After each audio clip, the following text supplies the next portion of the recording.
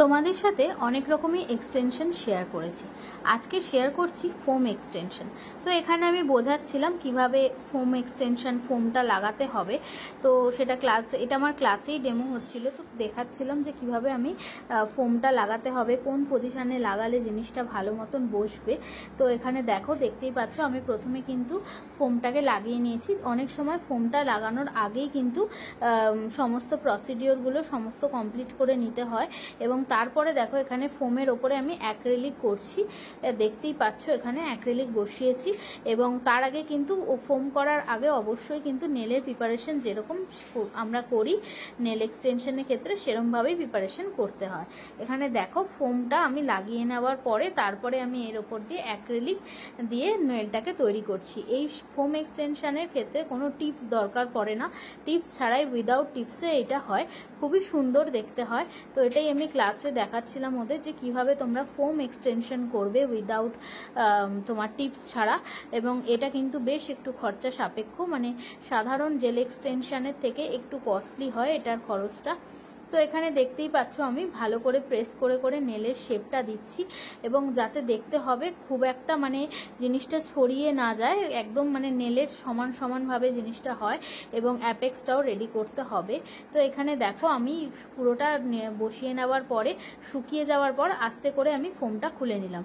তো প্রথমে জিনিসটা খুবই বিচ্ছিরি এবং এবড়ো খেবড়ো দেখায়, তারপরে কিন্তু জিনিসটাকে সুন্দর করে আমরা ফাইল বা ড্রিল করে এটাকে সুন্দর করব। তো এখানে দেখো এরপরে আমি কিন্তু এইটা শুকিয়ে যাওয়ার পর দেখছি কতটা হার্ড হয়েছে এবং হয়ে যাওয়ার পরে আমি এটা সুন্দর করে এখন ফাইল করব। তো এটা ফাইলার দিয়ে বা ড্রিল মেশিন দুটোই কাজ করতে লাগে এইটার ক্ষেত্রে। প্রথমে আমি দেখো এখানে ফাইল করে নিচ্ছি, নিয়ে একটু শেপটাকে ঠিক করছি এবং এই নেল এক্সটেনশনগুলো কিন্তু অনেক দিন লং লাস্টিং হয়, তাই জন্য এটা এমন কোনো মানে ভয়ের ব্যাপার না যে এটা নেল এক্সটেনশন থাকবে না, এটা কিন্তু অনেক দিন থাকবে। তো এখানে দেখো এরপরে আমি ভেতরের পোর্শনটাকেও করে নিচ্ছি। এক্ষেত্রে কিন্তু আমাদের নেলের যে ভিতরের পোর্শন সেটাকেও ড্রিল করতে হয়। আর আরেকটা কথা, অনেকেই আগের দিন বলছিলে যে নেলটার অবস্থা খারাপ হয়ে গেছে বা নেলটা, আমি কিন্তু আমার স্টুডেন্টের আগের দিনে যেটা রিমুভিং দেখিয়েছিলাম সেই নেলটার ওপরই কিন্তু এইটা করছি।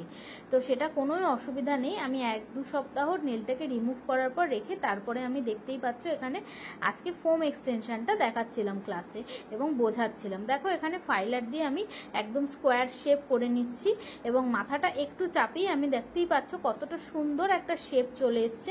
আসার পর দেখো আমি এখানে ওদেরকে পলিশ পরিয়ে দেখাচ্ছিলাম যে কতটা সুন্দর লাগে ফোম এক্সটেনশন করলে এবং দেখো খুবই সুন্দর ভাব লাগছে। এরপরে আমি রেড কালারের পলিশ পরিয়ে নিয়েছি 2 কোট এবং ও বললো ম্যাম একটু গ্লিটার লাগিয়ে দাও, তো আমি একটু গ্লিটারও লাগিয়ে দিয়ে দেন টপ কোট দিয়ে সিল করে দিলাম এবং তারপরে দেখো সিল করার পরে কিউটিক্যাল অয়েল দিয়ে আমি কিউটিক্যাল অয়েল লাগিয়ে নিলাম। তো কেমন লাগছে নেল এক্সটেনশনটা, এই ফোম এক্সটেনশনটা অবশ্যই তোমরা জানিও।